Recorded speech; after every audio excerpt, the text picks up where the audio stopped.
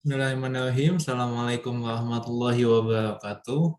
Kami dari kelompok 2 yang beranggotakan Khoirunisa Maharani, Brian Ketahaja, saya sendiri, David Jufal Tafan, Denny Dermawan Haji, dan Anissa Eka Putri akan mempresentasikan mengenai penerapan larangan pelacuran di daerah Bantul menurut Perda Nomor 5 Tahun 2007. Next.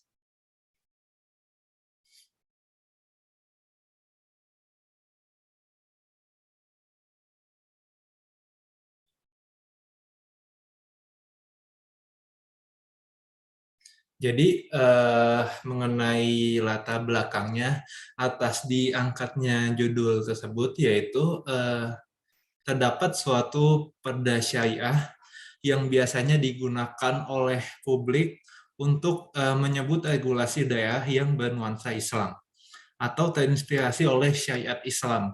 Jadi menurut Perda Nomor 5 Tahun 2007 di daerah Bantul, Perda tersebut itu mengatur tentang larangan pelacuran. Beberapa tempat di Bantul pernah juga menjadi tujuan para penjajah seks dan lelaki hidung belang. Pekerja seks komersial atau PSK yang berkeliaran di Bantul banyak terdapat dari luar daerah, bukan hanya orang Bantul. Tentu saja, dalam penerapan ini itu sangat acap kali sangat bertentangan dengan sangat bertentangan dengan dasar hukum yang ada, yaitu tentang Perda Nomor 5 Tahun 2007 tersebut yang telah mengatur untuk dilakukannya perbuatan seks di daerah Bantul. Tapi pada nyatanya masyarakat Bantul masih banyak melakukan kegiatan seks tersebut sehingga diangkatlah judul pada presentasi kali ini. Oke, selanjutnya bisa dilanjutkan oleh David Jufaul Tafan.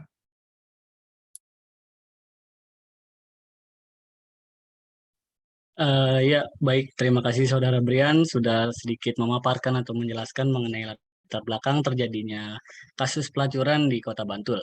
Yang kita tahu, pelacuran itu merupakan ya tindakan seseorang yang tentunya dalam Islam itu atau dalam hukum Islam itu sendiri termasuk ke dalam perzinahan ya.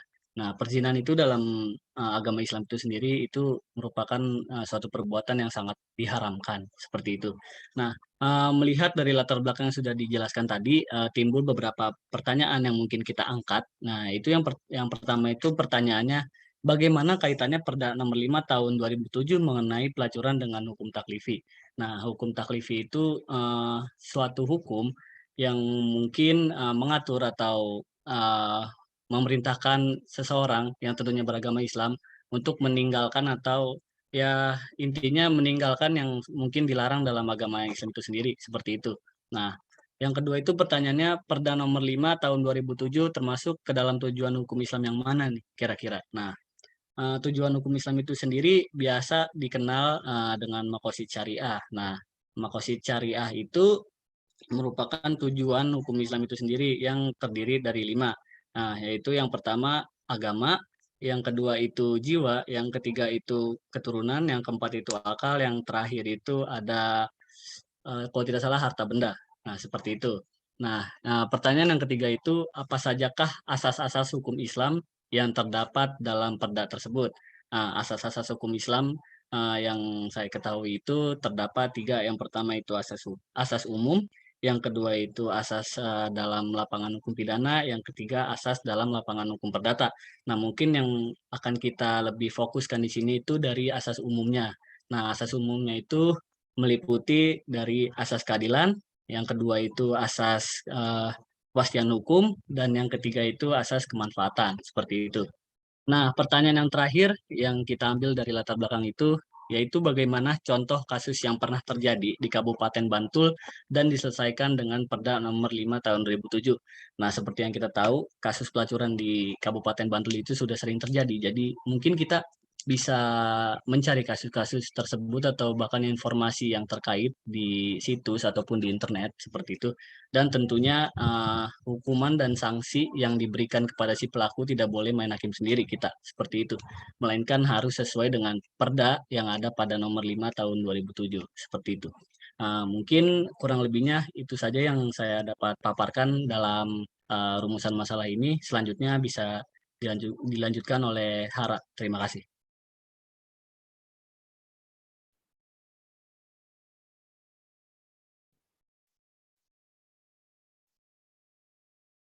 Baik, selanjutnya adalah berkaitan dengan kaitan hukum taklifi dengan Perda Nomor 5 Tahun 2007.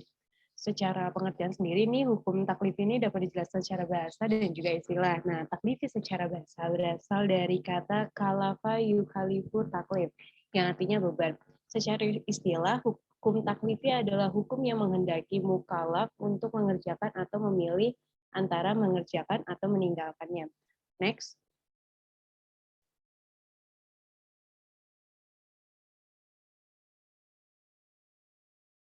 Nah, hukum taklifi ini sendiri terbagi menjadi 5, yaitu 1 wajib, 2 sunnah, 3 haram, 4 makruh, 5 mubah. Nah, yang pertama kita akan membahas mengenai wajib, yaitu menuntut agar suatu perbuatan dilakukan wajib yang akan mendatangkan pahala dan jika meninggalkannya akan mendapatkan dosa atau siksa. Contohnya adalah kewajiban dalam menunaikan sholat. Lalu yang kedua kita ada sunnah, yaitu menuntut agar suatu perbuatan ini dengan tuntutan yang tidak harus dikerjakan. Orang yang melakukan hal yang masuk dalam sunnah tersebut akan mendapatkan pahala, sedangkan yang meninggalkannya tidak akan mendapatkan dosa.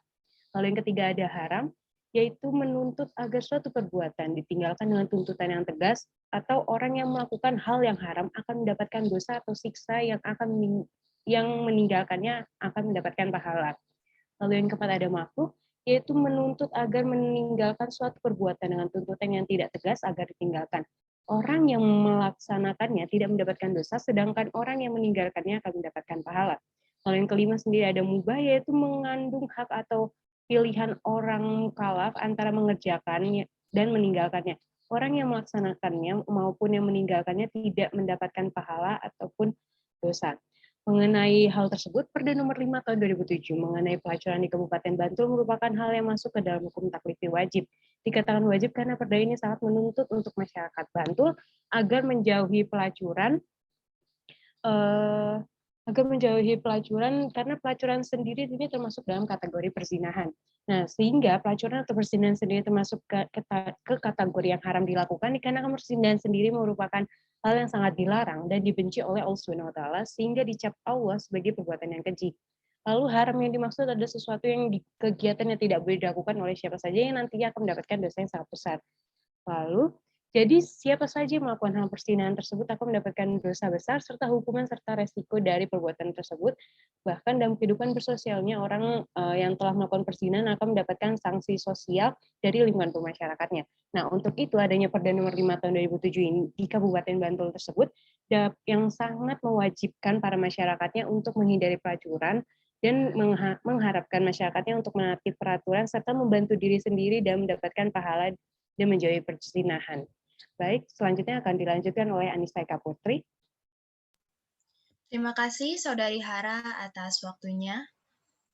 Selanjutnya saya akan menjelaskan mengenai Maqasid Syariah. Seorang ahli hukum Islam terkemuka yaitu yang bernama Abu Ishaq As-Satibi merumuskan 5 tujuan hukum Islam, yaitu memelihara yang pertama itu ada agama, yang kedua jiwa, yang ketiga turunan, yang keempat akal, dan yang kelima adalah harta benda. Selanjutnya saya akan menjelaskan mengenai hubungan antara Maqasid Syariah dengan Perda Nomor 5 Tahun 2007. Bisa di next.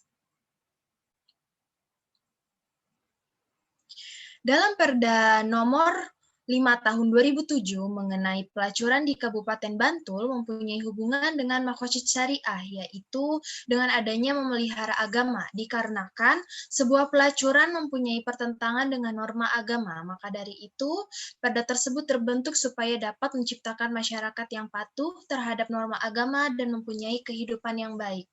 Dengan diterapkannya Perda Nomor 5 Tahun 2007, itu mengisyaratkan kepada masyarakat bahwa untuk mematuhi perda tersebut agar terbentuk masyarakat yang patuh dan damai. Selanjutnya saya akan serahkan kepada David Joparul untuk presentasi yang selanjutnya.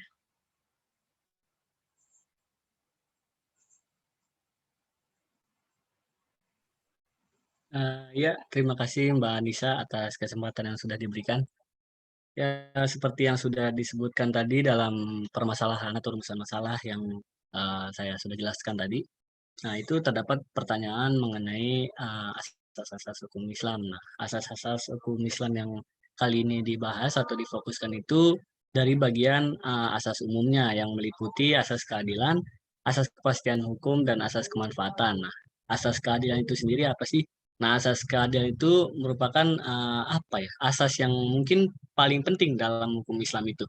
Nah, mungkin bisa dibilang asas keadilan ini paling penting dari semua asas yang ada dalam hukum Islam seperti itu karena eh, di dalam Al-Quran pun kata keadilan itu disebutkan lebih dari 1000 kali. Nah, itu kata keadilan itu terbanyak setelah kata Allah dan ilmu pengetahuan seperti itu. Nah, kalau asas kepastian hukum itu berdasarkan yang ada di Al-Quran itu dalam surat Bani Israel ayat 15 dan surat Al-Maidah ayat 95 itu dapat dinyatakan bahwa asas kepastian hukum itu merupakan asas yang menyatakan bahwa tidak ada suatu perbuatan dapat dikatakan bersalah atau dapat dihukum kecuali kekuatan hukum atau ketentuan hukum peraturan perundang-undangan itu ada dan mungkin berlaku untuk perbuatan tersebut. Nah, yang ketiga itu asas kemanfaatan. Asas kemanfaatan itu adalah asas yang mengiringi asas keadilan. Nah, kepastian hukum sebagaimana yang telah diuraikan di atas tadi, seperti itu. Nah, pada perda tersebut memiliki keterkaitan dan termasuk ke dalam asas kepastian hukum dalam asas hukum Islam. Karena sudah cukup jelas disinggung dalam perda tersebut bahwa peraturan daerah bertujuan untuk menciptakan ketertiban dalam masyarakat melalui jaminan kepastian hukum dengan melarang kegiatan pelacuran di seluruh wilayah daerah. Seperti itu. Mungkin selanjutnya bisa saya serahkan kepada Denny Dermawan Aji. Sekian dari saya, terima kasih.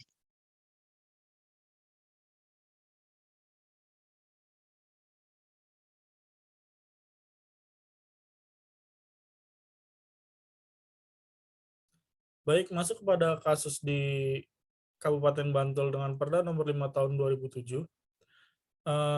Bisa saya bacakan terlebih dahulu. Pada Kamis 2 Juni 2016 terjadi kasus prostitusi online di daerah Bantul yang mengakibatkan digulung polisi atau diciduk atau di istilahnya polisi itu sedang menyisir daerah-daerah tersebut dan memang sengaja untuk menertibkan masyarakat tersebut. Dalam kasus tersebut adanya 2 tersangka yaitu ada Nur Hidayah Maya berumur 49 tahun, warga Sendang Sari, Pajangan, Bantul, dan Jati Rahayu atau biasa dipanggil Yayu 43 tahun, warga Taman Martani, Kalasan. Keduanya ini telah memperkerjakan 11 gadis yang rata-rata di bawah umur untuk melakukan tindak kegiatan prostitusi online. Melihat kasus yang ada saat ini, khususnya kita balik lagi ke tahun 2016, jika melihat dari kasus yang ada sekarang ini, sebenarnya sangat miris kalau menurut saya. Karena apa? Karena posisinya perda yang diterapkan di Kabupaten Bantul ini telah terbit pada tahun 2007, tetapi pada tahun 2016 bahkan sampai sekarang praktik-praktik prostitusi masih tetap dilakukan. Mungkin perbedaannya dari prostitusi yang sebelum perda ini dibuat atau setelah beberapa tahun perda ini dibuat dengan yang sekarang adalah media penyalurannya. Intinya tetap sama saja, mengarah kepada prostitusi. Mungkin kalau yang tahun 2015 ke bawah itu masih mengenal istilahnya prostitusi secara bertemu langsung, bertatap muka langsung, atau masih menggunakan via telepon untuk melakukan janji atau semacamnya. Sekarang hanya tinggal melakukan media online yang menggunakan data seluler, bukan menggunakan pulsa seperti itu. Karena hal ini juga bisa dilihat kalau perkembangan zaman ini sangat mempengaruhi adanya praktik-praktik tersebut. Seperti yang saya bilang tadi, mungkin zaman dulu kita hanya bisa istilah bertransaksi lewat telepon pulsa, sekarang semakin mudah, sinyal juga sudah mudah didapat di mana-mana, hanya bermodalkan data dan aplikasi tertentu kita sudah bisa melakukan suatu perbuatan zina yang dilarang tersebut. Dan banyak ragamnya juga melalui dari cara istilahnya dari cara pembayaran atau transaksi yang dibuat pun sekarang bisa lebih dipermudah dengan adanya internet banking, SMS banking atau M-banking sekalipun itu sangat mempermudah dan tidak mempersulit bagi polisi untuk melacak hal tersebut. Jadi makanya kenapa walaupun kasus ini telah dibuat peraturan daerahnya semenjak tahun 2007, tetapi masih ada sampai saat ini juga. Selain faktor kemudahan dan fasilitas tersebut, masih ada mungkin dari faktor penggiat atau penyedia jasa tersebut. Yang bisa kita lihat kalau misalnya dari artikel atau jurnal atau berita atau ya mungkin ada punya kenalan gitu kan, kenapa sih mereka mau melakukan hal itu gitu, kenapa sih mereka harus melakukan hal itu, padahal mereka tahu sendiri mereka itu apa yang mereka lakukan itu sebenarnya berdosa sekali kan di dalam agama Islam sendiri. Dan maksudnya tidak sedikit dan bahkan malah banyak yang beragama Islam harus terjun ke dalam dunia tersebut. Yang paling banyak jika kita bertanya atau membaca di dalam artikel adalah karena faktor ekonomi. Selalu yang di waktu yang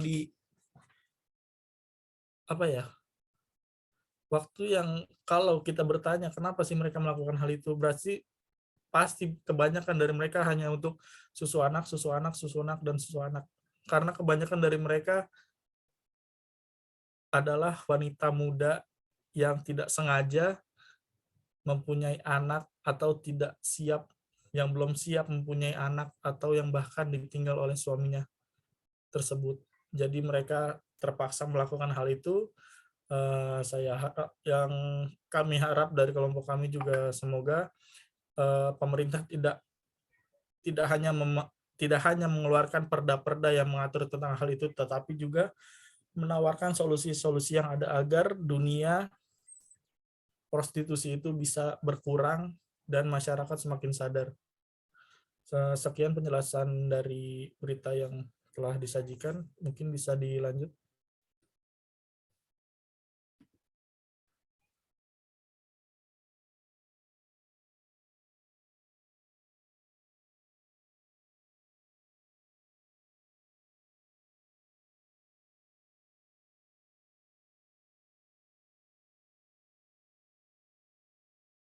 Baik, berdasarkan kesimpulannya, yaitu satu, kita dapat mendapatkan hukum taklifi mengenai Perda nomor 5 tahun 2007 yang berarti taklifi adalah beban yang memang wajib untuk ditaati dikarenakan hal yang dilakukan pelacuran merupakan hal yang dilarang dalam agama, yang dimana itu tidak masuk perbuatan zina. Lalu yang kedua, kita mendapati pada Perda nomor 5 tahun 2007 di Kabupaten Bantul terdapat aturan-aturan yang bertujuan untuk memelihara masyarakatnya untuk tidak melakukan pelacuran di daerah tersebut. Lalu yang ketiga adalah pada nomor 5 tahun 2007 berlandaskan pada asas-asas yang dibentuk berdasarkan larangan yang terdapat di dalam Al-Quran dan juga hadis, yaitu asas dalam keadilan. Yang keempat adalah mengenai kasus yang telah disebutkan, hal itu sesuai dengan Perda nomor 5 tahun 2007 tentang pelacuran, yang dimana kasus yang terkait telah melanggar Perda tersebut dan selain bertentangan dengan Perda yang sudah ada, hal tersebut juga bertentangan pada Al-Quran. Baik, silakan dilanjut.